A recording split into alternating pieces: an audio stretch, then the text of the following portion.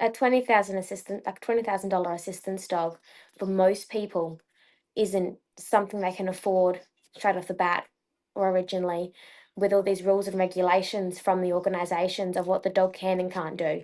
A lot of them, they can't live with your normal pet dogs. We had two pet dogs at the time. Mm. They can't work over a certain temperature, they can't do certain things, which does put restrictions on like on life, because you don't Yes. want this to stop just for one dog. As much as you love that one dog, life can't stop for that one dog.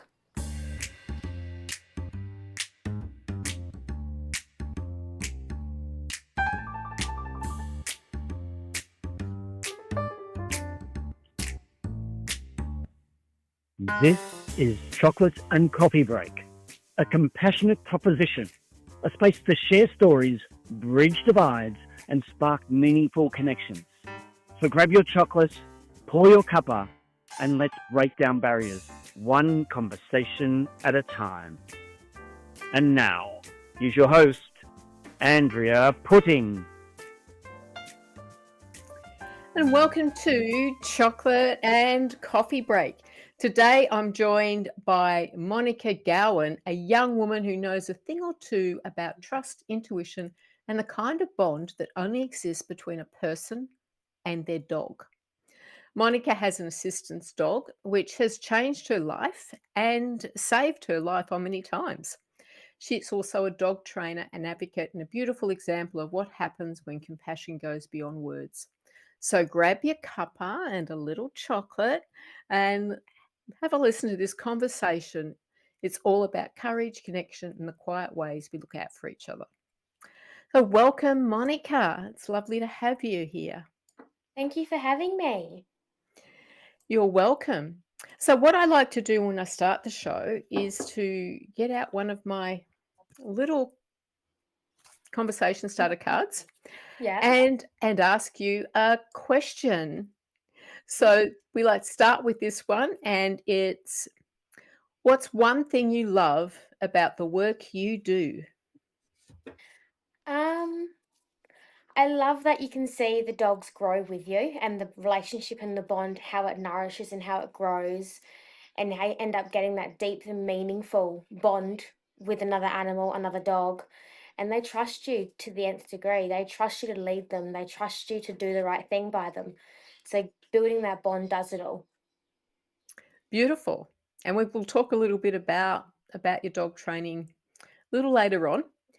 First of all, I'd love for you to share your story. Now, I've known you all your life, so Yeah. I know the journey that you have been on, and Yeah. with your health. So, would you like to just share the background so that we can get into Yeah. the So I was diagnosed with type 1 diabetes when I was about 4 to 5. From there, I worked out that we couldn't feel my low and high blood sugars. I was hypo-unaware. So back in 2019, I got Ronnie, my first assistance dog, who I owner trained at 14, 15 years old. Ronnie was amazing. He often would wake me up from low blood sugars that I was nearly unconscious for. And he broke down a door just to get to mum to tell her that, hey, look, something's not right, something's wrong, you need to come help. From there, he would retrieve medical equipment, he would smell the chemical release. Ronnie sadly had to be euthanized just after his 6th birthday from a genetic condition. About a year and a bit later, my co breeder bred Ollie and sent Ollie over.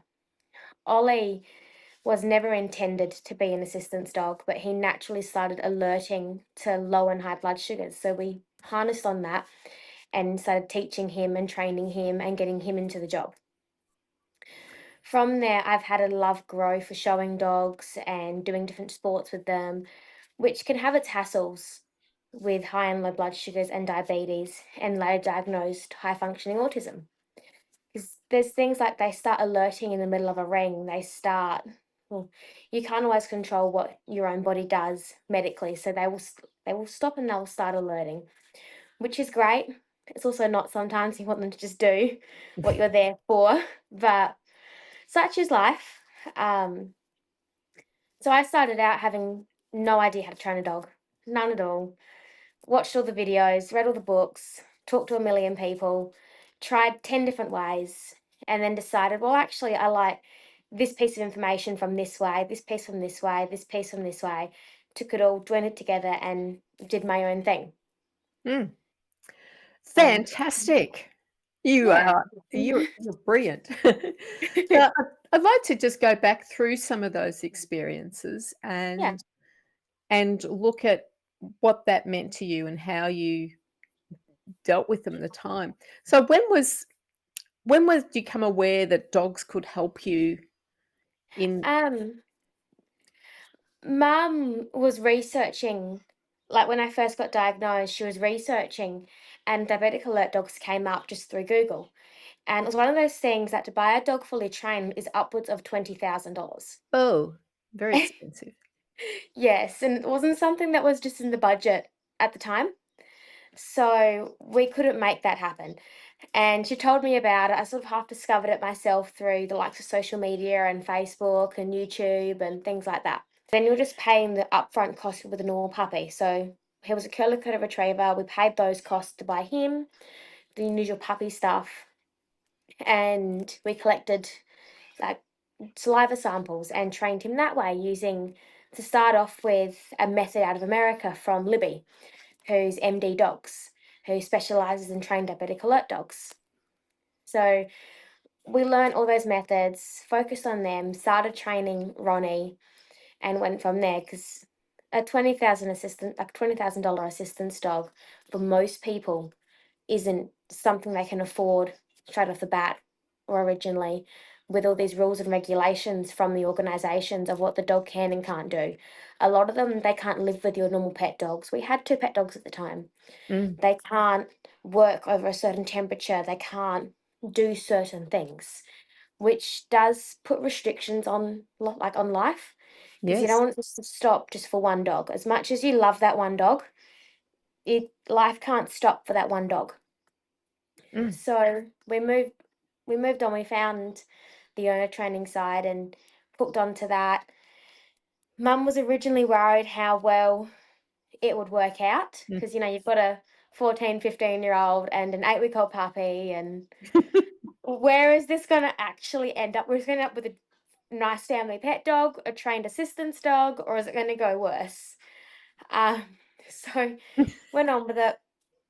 And Ronnie was alerting by the time he was 4 months old.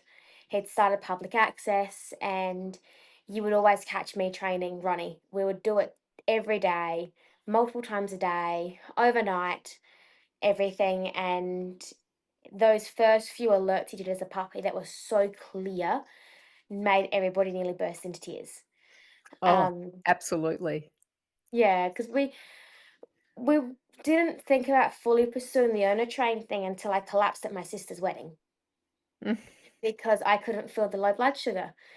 And that's what was that final straw that we went, no, we need to pursue this. We need to try. We need to give it a go and just try a different outlet to help the blood sugars and help them stay normal because sometimes there's only so much technology can do.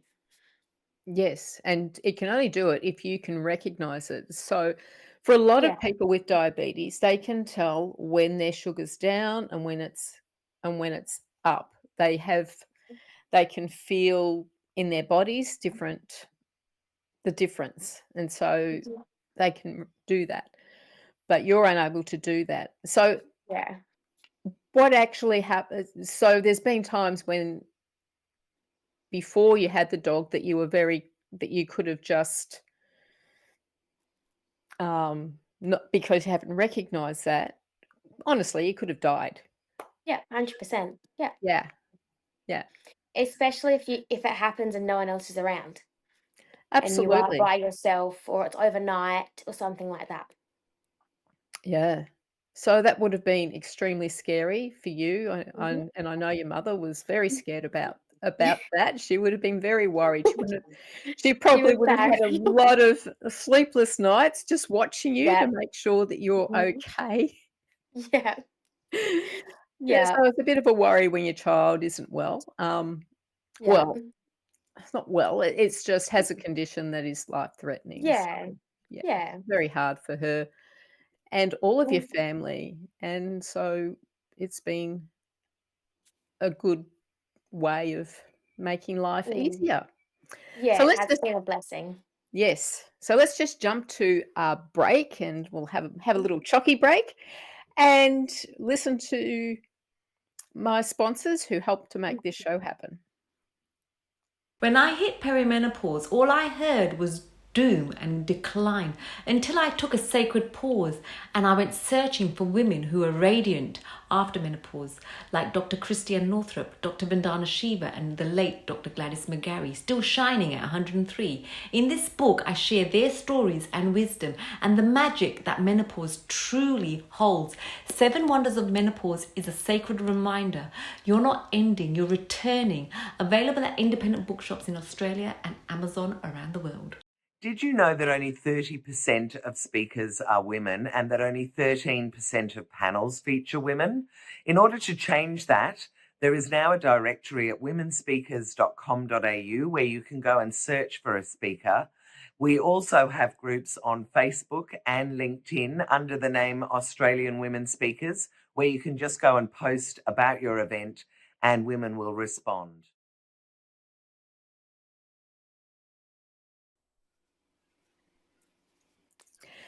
So, Monica, I'd love to know about when you're out in public with your dog, because I see this as a problem that people don't really understand Yeah. about assistance dogs. So, how do people usually respond?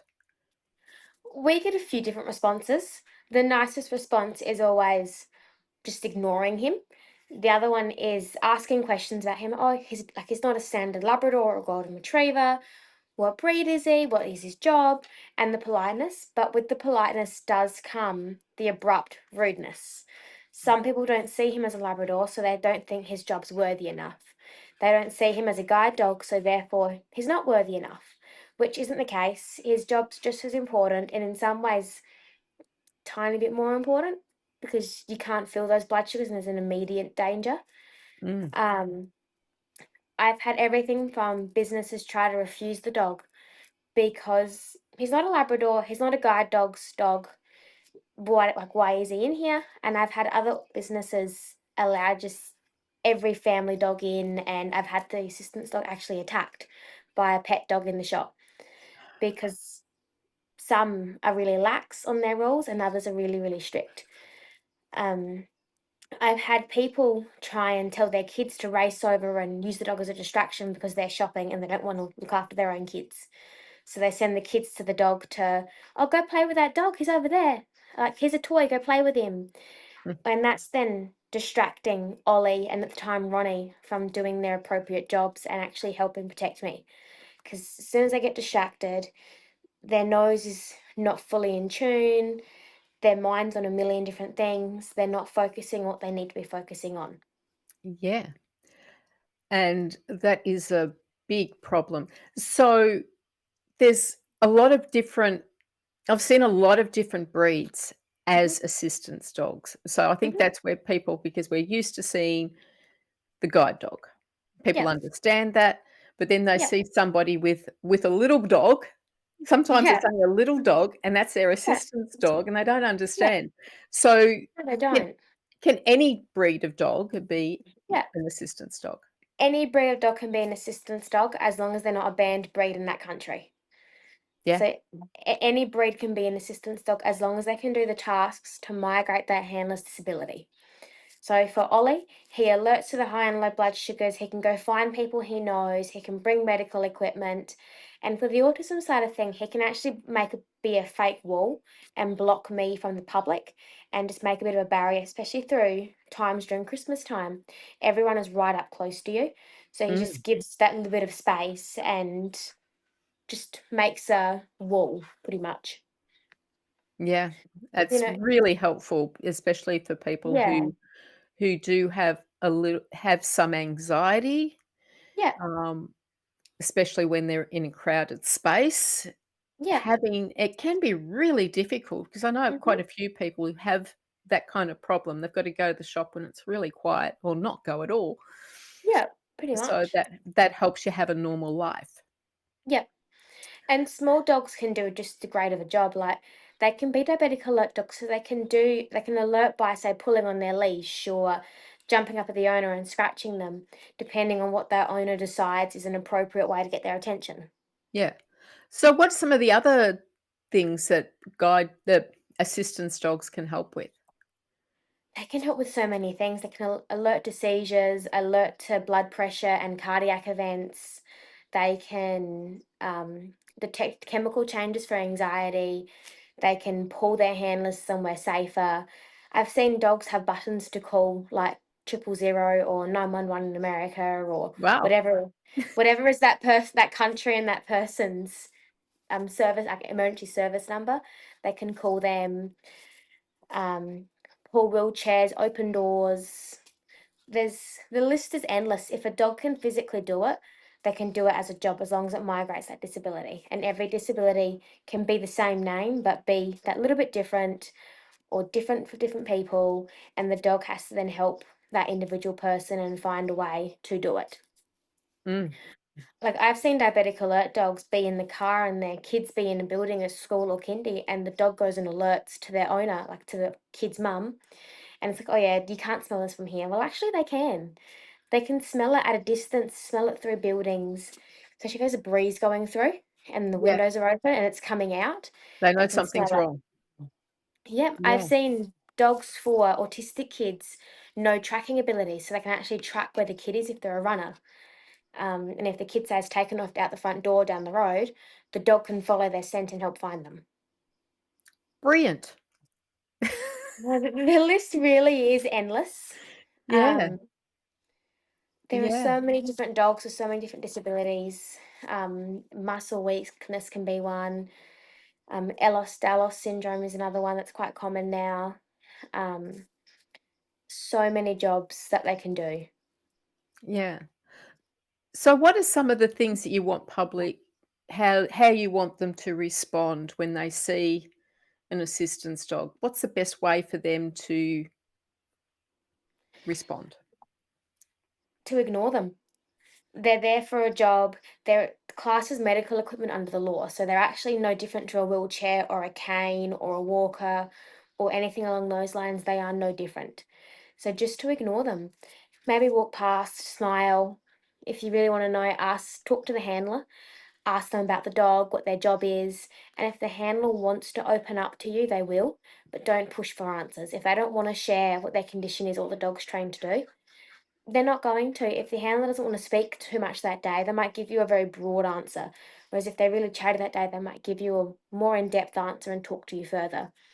But the biggest thing is just ignore them. They're there for a job. They're not there to entertain you or entertain your kids or be that next biggest thing to post on social media.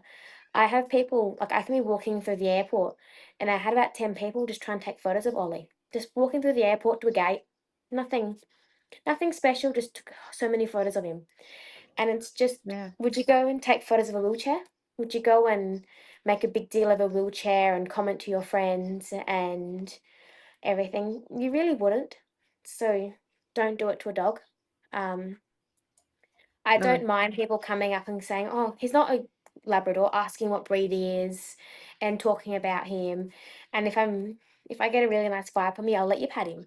But at the end of the day, he is there to do a job and he's there to be focused on that job and not have people walking up to him and just start patting him or talking to him or try and feeding him in a shop. I've had that quite a few times.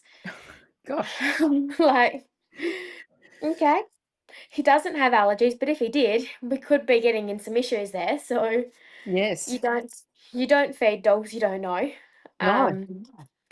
And don't race up and cuddle dogs you don't know. Yes, his Oh, temperament needs to definitely be not.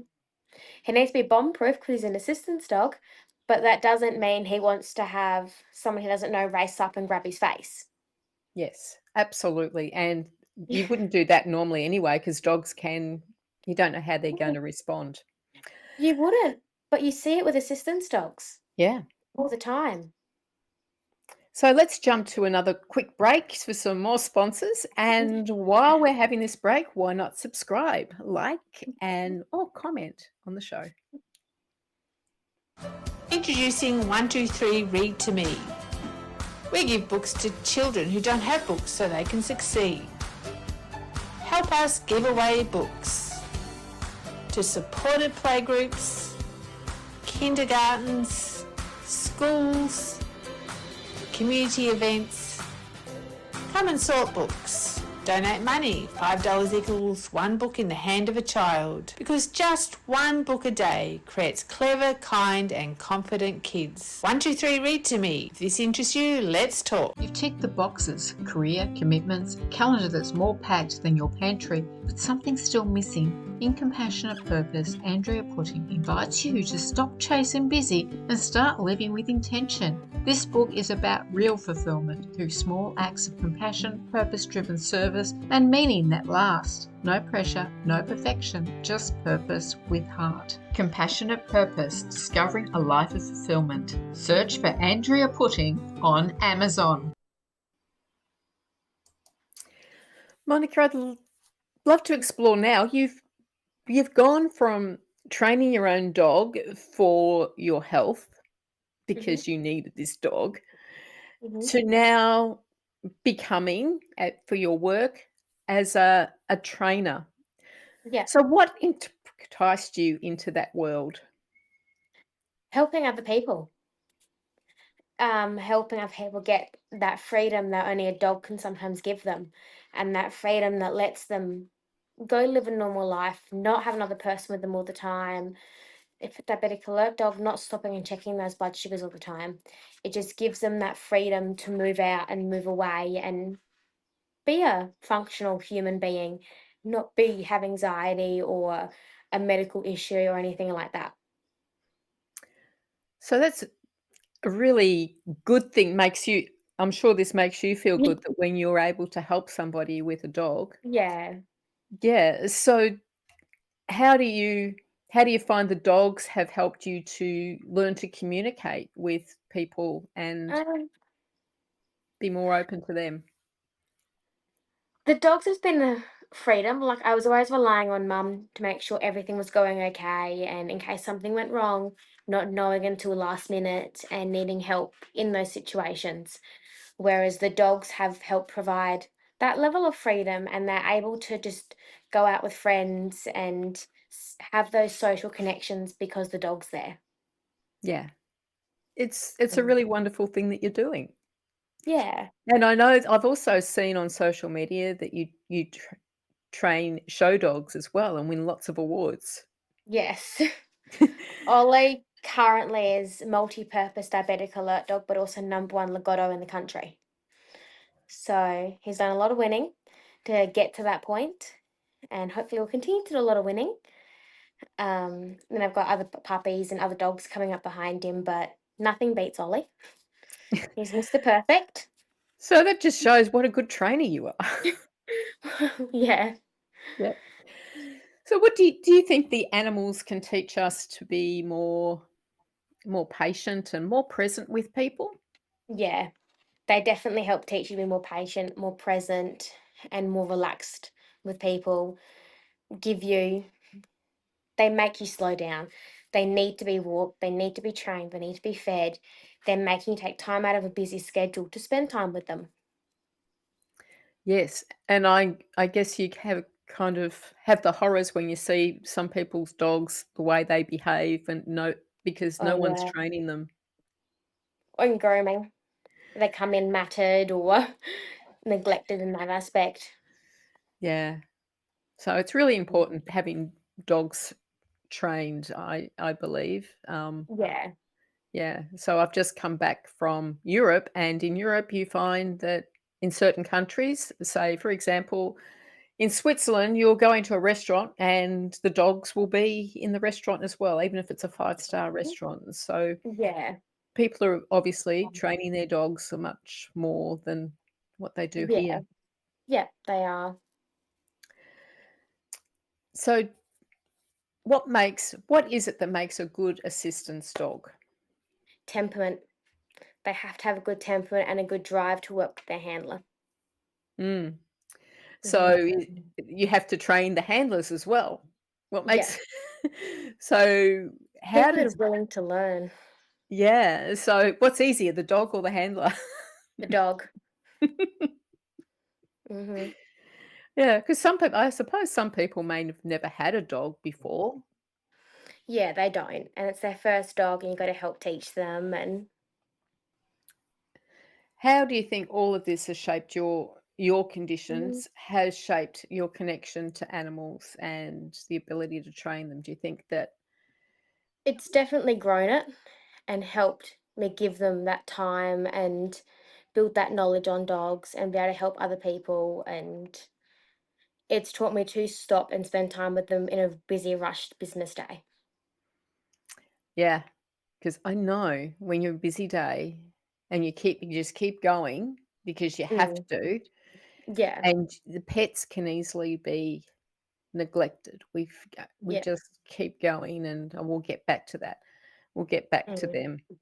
hmm. But what we really need to be doing is to take the time with our pets. Yeah, you do. Yeah. So what if there was one thing you want people to know about, it could be diabetes, could be assistance dogs. What is that you want people Mhm. to know and take away with them? When an assistance dog is jumping at their owner in public, they may not be misbehaving, they may actually be alerting and doing their job. So don't think that what could be seen as a misbehaving is misbehaving. It could actually be them doing what they need to be doing.